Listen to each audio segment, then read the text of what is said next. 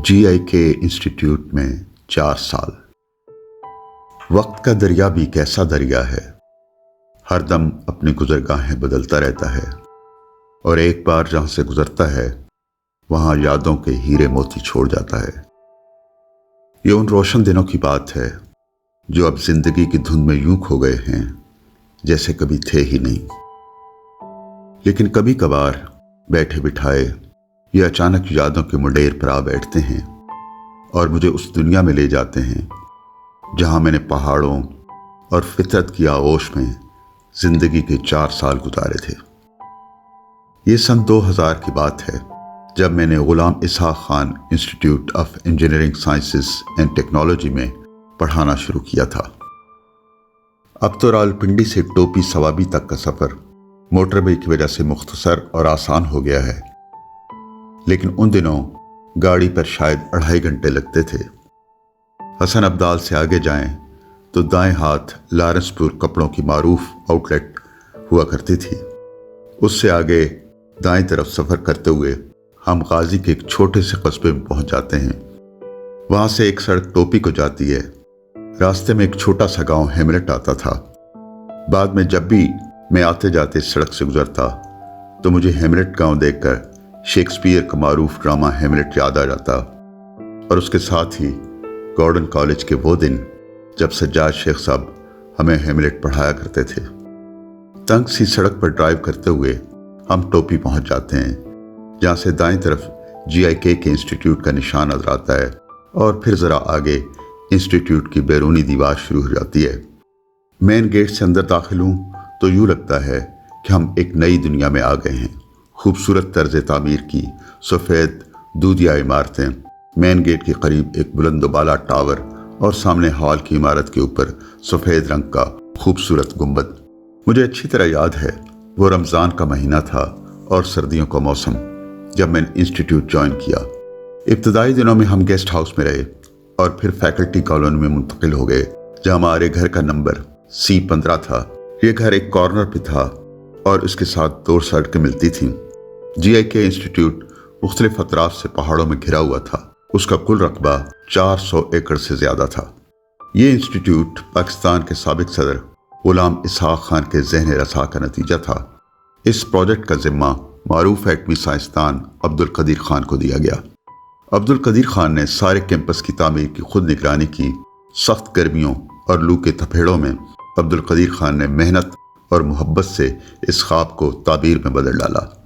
اس کے در و بام پر عبدالقدیر خان کی چھاپ ہے، لیکن پھر میں نے وہ منظر بھی دیکھا جب عبدالقدیر خان پر کڑا وقت آیا تو مختلف فیکلٹیز میں ان کی فریم شدہ تصاویر کو راتوں رات دیواروں سے ہٹا دیا گیا۔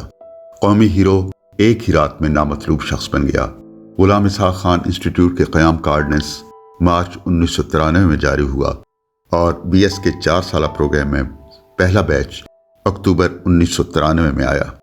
یہ ایک عالمی معیار کا انسٹیٹیوٹ تھا جس میں metallurgy, computer sciences, electrical engineering, mechanical engineering, humanities اور مینجمنٹ کے خوبصورت بلاک تعمیر کیے گئے تھے۔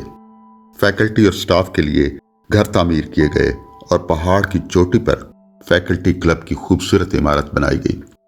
پہاڑ پر بنے فیکلٹی کلب کی طرف جائیں تو راستے میں ایک سفید رنگ کی مقبرہ نما عمارت آتی ہے۔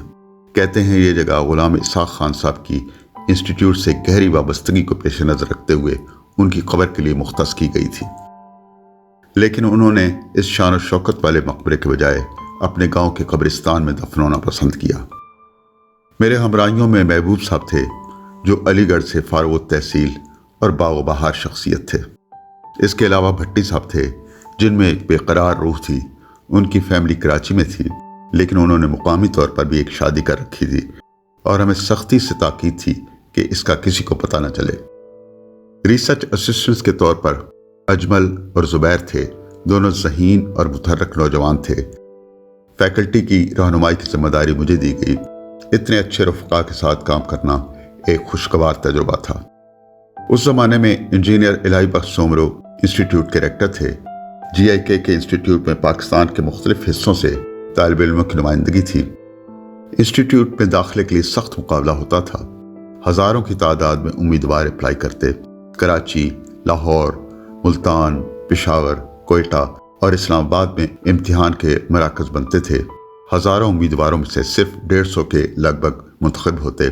دور دراز ہونے کی وجہ سے البتہ والدین اپنے بچوں کو بھیجنے میں تذبذب کا شکار رہتے۔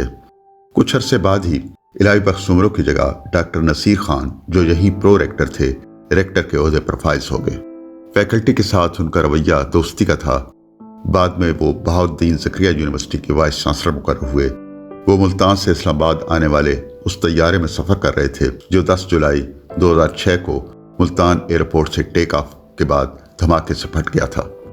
میرا جی آئی کے انسٹیٹیوٹ میں قیام سن 2000 سے سن 2004 تک تھا، لیکن یہ 4 سال انسٹیٹیوٹ کی تاریخ کے لیے اہم ترین سال تھے، کیونکہ 2001 میں یہاں پہلی بار گریجویٹ پروگرام کا اجرا کیا گیا اور 2003 میں ماسٹرز کا پہلا بیچ پاس آؤٹ ہوا۔ اسی طرح 2004 میں انسٹیٹیوٹ کے قیام کا 10 سالہ جشن منایا گیا۔ چونکہ یہ ایک ریزیڈینشل انسٹیٹیوٹ تھا، اس لیے اس میں صبح سے رات گئے تک طلباء مختلف سرگرمیوں میں مصروف رہتے۔ انسٹیٹیوٹ میں ہم نصابی سرگرمیوں پر خاص زور دیا جاتا۔ مختلف سوسائٹیز ڈراموں، مباحثوں اور تقریری مقابلوں کا اہتمام کرتی تھیں۔ یوں طالب علموں میں سماجی مہارتوں کی پرورش ہوتی اور ان میں اپنی صلاحیتوں پر اعتماد پختہ ہوتا۔ یہی وجہ ہے کہ پڑھائی کے آخری سیمسٹر میں جب اوپن ڈے کا انعقاد ہوتا اور اس میں نیشنل اور ملٹی نیشنل کمپنیوں کے نمائندے ہائرنگ کے لیے آتے تو یہاں کے طالب علموں کی پرفارمنس مثالی ہوتی اور بیشتر طالب علموں کو گریجویشن سے پہلے ہی ملازمت کے لیے آفر لیٹر مل جاتے۔ جی آئی کے انسٹیٹیوٹ عددی اعتبار سے ایک مختصر سا ادارہ تھا جہاں طلباء اور اساتذہ کی تعداد زیادہ نہ تھی، لیکن یہاں کے فارغ التحصیل طلباء نے قومی ترقی کے عمل میں نمایاں کردار ادا کیا۔ اسی طرح ہمارے اساتذہ کی مختصر ٹیم میں کم از کم 7 ایسے فیکلٹی ممبر کو جانتا ہوں جو بعد میں پاکستان کی مختلف یونیورسٹیوں کے وائس چانسلر یا ریکٹر منتخب ہوئے۔ ان سب خوبیوں کے باوجود فیکلٹی ممبر زیادہ دیر تک یہاں نہیں رکتے تھے۔ اس کی بڑی وجہ ان کے بچوں کی تعلیم تھی، جس کے لیے یہاں معیاری تعلیمی ادارے میسر نہ تھے۔ کیمپس میں بچوں کا ایک اسکول تھا جو اس وقت میٹرک تک تھا، اس کے بعد قریب ترین کالج کامرا میں تھا۔ میرا بڑا بیٹا جب فرسٹ ایئر میں کامرا کالج جانا شروع ہوا تو ہمیں اندازہ ہوا کہ ہر روز آنے جانے میں کتنا وقت صرف ہو جاتا ہے۔ اتفاق سے انہی دنوں مجھے لاہور میں لمب سے آفر آ گئی اور یوں جی آئی کے میں میرا 4 سالہ قیام اختتام کو پہنچا۔ آج ایک عرصے کے بعد جی آئی کے اور وہاں گزرے ہوئے دنوں کی یاد آئی تو ان کے ساتھ بہت سے چہرے بھی یاد آئے جن کے دم قدم سے وہاں کی زندگی میں قوس قزح کے رنگ تھے۔ وقت کا دریا بھی کیسا دریا ہے، اپنی گزرگاہیں ہر دم بدلتا رہتا ہے اور ایک بار جہاں سے گزرتا ہے وہاں یادوں کے ہیرے موتی چھوڑ جاتا ہے۔